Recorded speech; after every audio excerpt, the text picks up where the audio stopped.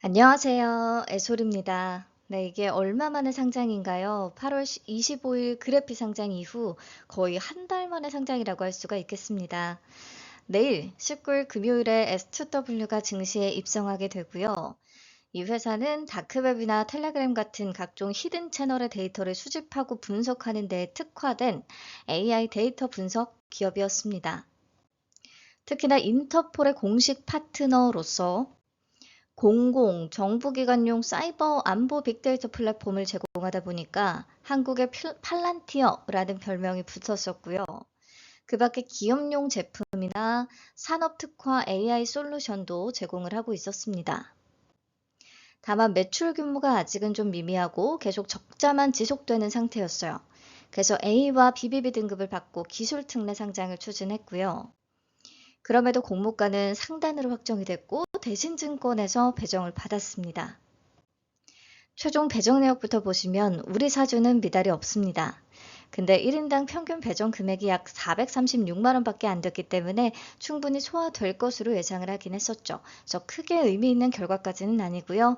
기관도 미답 없이 다 참여를 했습니다. 의미는 여기서 찾을 수가 있는데 최종적으로 확약이 72.64%가 잡혔습니다. 뭐 대여급에서나 나올 수 있는 그런 수치가 나와줬어요. 다만 장기 확약의 비중이 높은 게 아니라 15일 가장 짧은 확약의 비중이 30.76%로 가장 높습니다. 그래서 이 종목을 막 장기로 끌고 갈 만큼 미래가 확실히 기대가 된다거나 가격이 메리트 있거나 그런 상황까지는 아니라고 생각은 해요. 자, 확약이 어떻게 이렇게나 높게 잡혔을까? 수요 예측 영상에서 이미 말씀을 드렸듯이 IPO 제도 개선의 영향은 분명히 받은 것 같거든요. 정책 펀드 배정 혜택에 의무 보유 확약 조건 부과라는 것이 있었잖아요. 현재는 하이힐드 펀드, 코스닥 벤처 펀드 이런 정책 펀드를 활성화시킨다는 목적으로 공모 물량의 5에서 25%를 별도로 배정하는 그런 혜택을 주고 있는데요. 이제는 앞으로는 이 의무 보유 확약을 최소 15일 이상 한 물량에 대해서만 별도 배정의 혜택을 부여하도록 했습니다. 그래서 울며 겨자 먹기 15일 확약을 신청한 정책 펀드들 좀 있지 않을까라는 생각이 들고요. 그리고 수요 예측 초일 쏠림 현상을 방지하기 위해서 가점을 1.5점까지 낮추면서 의무 보유 확약의 최소 가점인 15일의 이전보다 낮게끔 바꿨습니다. 그래서 확약을 최소 기간으로라도 신청을 하는 것이 수요 예측 1일차에 참여하는 것보다 가점 면에서 유리해졌어요. 그래서 15일이라도 확약을 거는 기관들이 좀 많았고 최종적으로도 확약을 크게 높일 수 있었다고 생각을 합니다. 자, 덕분에 유통 물량도 많이 줄어들었겠죠. 31.07%에서 23.17%로 꽤 많이 감소했고요. 공모가 기준 금액으로는 약 324억 원 규모, 300억 원 초반대까지 떨어져서 사이즈 부담도 많이 줄었습니다. 다만 높은 이 기존 주주의 비중이 늘 걸림돌이죠. 상장일 매각 가능한 주체 중에 기존 주주가 71.05%로 압도적으로 높은 비중을 차지하게 되고요. 그 다음 일반 청약자가 16.10%, 국내 기관 10.98% 순서입니다. 상장일 유통 물량 들고 있는 기존 주주는 한국산업은행, 벤처금융, 삼성증권, 개인 등으로 구성이 되어 있는데요. 그 중에서도 벤처금융과 기타 주주들의 물량이 많습니다. 유상증자 발행 내역을 참고해서 보면 발행가액이 338원, 1000원, 2473원, 8245원, 1290원, 13170원 요렇거든요. 공모가 13,200원보다는 전부 다 낮은 수준이다라고 보시면 될 것 같아요. 그래서 상장일에 대부분 엑시트하려는 그런 움직임이 좀 강하지 않을까 싶습니다. 그리고 임직원들한테 부여됐던 스톡 옵션이 이미 많이 행사가 됐거든요. 스톡 옵션의 발행가는 250원, 1250원, 4125원. 네, 요 정도. 그래서 공모가 대비해서 굉장히 낮은 수준이라 이런 물량들도 좀 걱정을 해야 될 것 같습니다. 그래서 조건만 다시 정리를 해본다면 확약은 72.64%에 유통물량 23.17%, 기존 주주의 비중이 높은 게 걸리는데 모두 공모가보다 낮은 가격에 들고 있고요.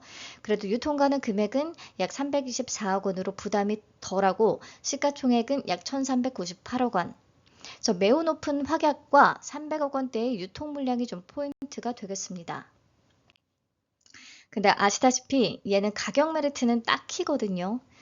26년부터 회사가 순이익 달성이 가능할 것이라고 주장을 하고 있기 때문에 26년 예상 순이익을 할인 전혀 없이 적용을 해서 내 맘대로 주가 계산을 해보면 주당 평가가액은 약 7,746원 나오거든요. 공모가 13,200원보다는 41%나 낮은 수준. 그래서 수급발을 좀 기대해 봐야 되는 건데 그래도 수급 붙기에 좋은 그런 표면상의 조건들은 갖추게 되었다 정도로 요약을 할 수가 있겠습니다. 사실 최근 상장일의 흐름을 돌이켜 보시면 한라캐스트와 JPI 헬스케어에서 시초가와 고가의 레벨이 모두 생각보다 더 낮아졌고 그래피는 공모가를 한 번도 넘기지 못하면서 수급이 확실히 약해졌구나라는 것을 느낄 수가 있었어요. 근데 그 이후 지금 쿨타임이 조금 길어지기는 했죠. 한참 쉬다가 오랜만에 상장이라서 수급 분위기는 다시 세팅이 될 거라 확인이 좀 필요하겠고요. 특히나 유통가능 금액이 300억 원의 기존 주주 빵 퍼센트였던 JPI 헬스케어. 얘도 좀 수급상으로는 붙기 좋은 조건이라고 생각은 했었는데 이 친구도 고가 기준 수익률 50%밖에 못 찍었었어요. 그래서 S2W가 JPI 헬스케어와 좀 두드러지게 차이점이라고 하면 확약이 높다라는 거거든요. JPI는 6.65%, S2W는 72.64%. 10배 이상 차이가 나요. 그래서 이 확약의 힘이 좀 제대로 발휘가 될 수 있을지, 단타꾼들을 유인해 줄 수 있을지, 이 제도를 통해 높아진 확약이 상장의 수급을 확 개선시킬 수 있을지 이번에 확인하는 시간이 될 것 같습니다.